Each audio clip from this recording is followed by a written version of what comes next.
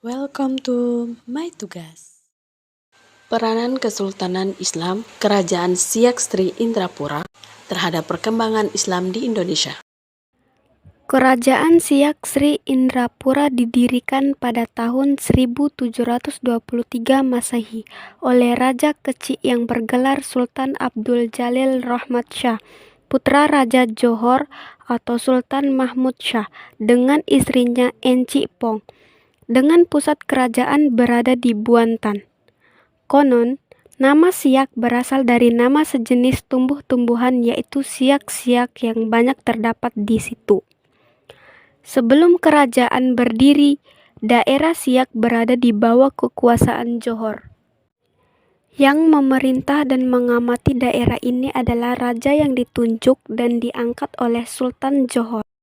Pada awal tahun 1699, Sultan Kerajaan Johor bergelar Sultan Mahmud Shah XI mangkat dibunuh Magasri Rama. Istrinya yang bernama Eng Cimpong pada waktu itu sedang hamil, dilarikan ke Singapura terus ke Jambi. Dalam perjalanan itu, lahirlah Raja Kecik dan kemudian dibesarkan di Kerajaan Pagaruyung, Minangkabau.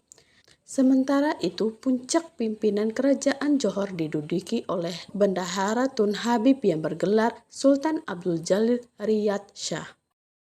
Setelah Raja Kecik dewasa, pada tahun 1717 Raja Kecik berhasil merebut tahta Johor.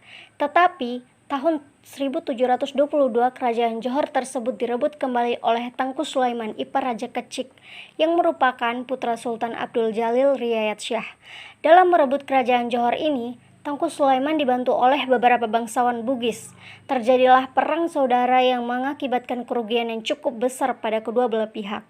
Maka, akhirnya masing-masing pihak mengundurkan diri. Pihak Johor mengundurkan diri ke Pahang dan Raja Kecik mengundurkan diri ke Bintan, dan seterusnya mendirikan negeri baru di pinggir Sungai Buantan atau anak Sungai Siak. Demikianlah awal berdirinya Kerajaan Siak di Buantan, namun pusat Kerajaan Siak tidak menetap di Buantan. Pada masa Sultan kedua, yaitu Sultan Asyaidi Syarif Hashim Abdul Jalil Saifuddin, yang memerintah pada tahun 1889 sampai 1908, dibangunlah istana yang megah terletak di kota Siak, dan istana ini diberi nama Istana Aserayah Hashimiyah, yang dibangun pada tahun 1889.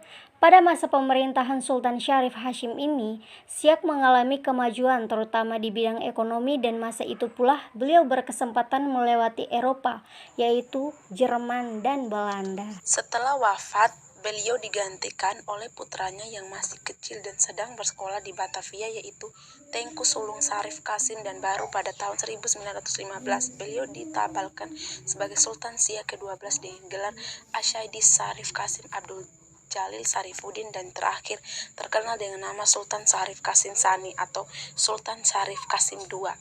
Bersamaan dengan diproklamirkannya kemerdekaan Republik Indonesia, beliau pun mengibarkan bendera merah putih di Istana Siak, dan tak lama kemudian beliau berangkat ke Jawa menemui Bung Karno dan menyatakan bergabung dengan Republik Indonesia sambil menyerahkan mahkota kerajaan serta uang sebesar 10.000 gulden.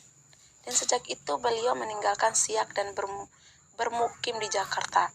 Baru pada tahun 1960 kembali ke Siak dan mangkat di Rumbai pada tahun 1968.